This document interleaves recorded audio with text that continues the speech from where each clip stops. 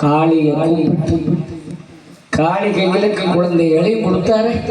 இந்த கதையை மேடை மேடையா சொல்லியிருக்க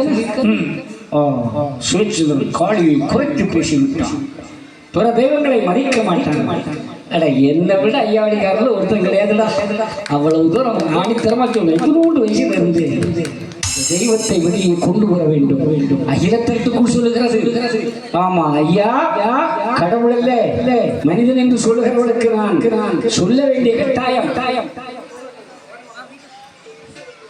அந்த கட்டாயத்துல ஐயா எப்படி வந்தா அகிலத்தட்டு என்ன சொல்லுது. இதை முழுக்க சொன்னவன் அடியேன் என்பது உங்களுக்கு நல்லாவே தெரியும்.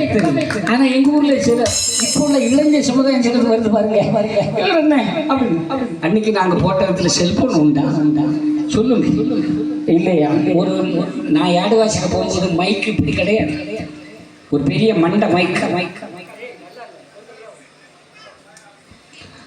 ஆமா பாடுனா ஒரு காண இருக்கும் அதுலதான் மாட்டேன். இப்ப அப்படி அன்னைக்கு நாங்க உச்சி சாயில பாடுவோம் நம்ம நல்ல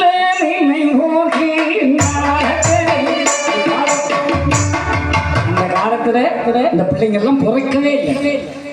ஒரு இடத்துல பாட போனோம், மொத வெங்கடாம்பட்டி. அழகா பாட ஆரம்பிச்சேன். ஒரு 10 பேர் எந்திரிச்சு விட்டு போனாங்க.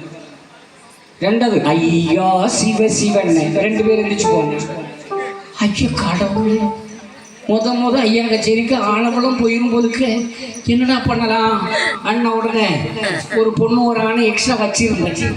கலியம் வந்தான், கலியரசி கண்டான், கட்டி பிடித்தான், எச்சிட்டான், முத்தமிட்ட நாடல் பாடலை கேட்டு சுகம் சுகம் சுகம்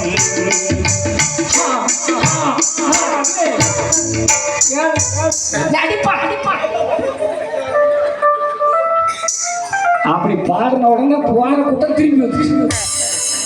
அப்பதான் நினைச்சேன் கதைக்குள்ள இடையில சினிமா பாட்டு போட்டுக்கிட்டு உங்க ஏரியாலாம் வந்திருக்கேன்டாயி.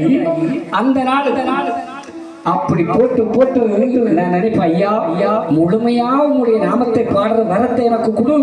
இந்த மாதிரி சினிமா பாட்டே வரப்படாது ஐயா குடுன்னு ஆரம்பிச்சு 25 வருஷத்துக்கு பிறகுதான் நான் நினைச்சதே நடந்து.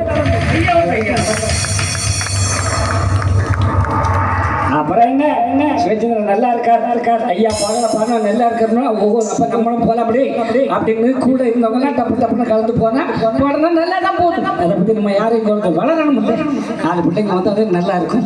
இப்ப எல்லாரும் பாடகர். ஆனா சிவச்சந்திரன் மாதிரி ஆணித்தரமா சொல்லல. அது உங்களுக்கு நன்றாகவே தெரியும். ஆனா இப்பொழுது சில யூடியூப் சேனலை வைத்துக் கொண்டு சில பேர்கள் பிதற்றி கொண்டு இருக்கிறார்கள்.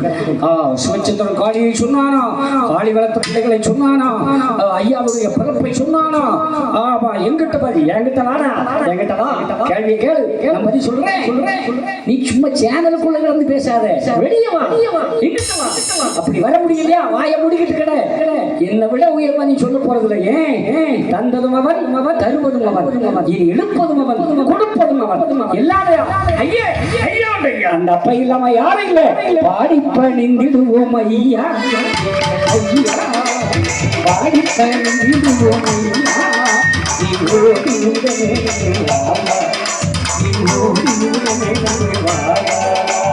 பாடி பணிந்திடுவோம் ஐயா.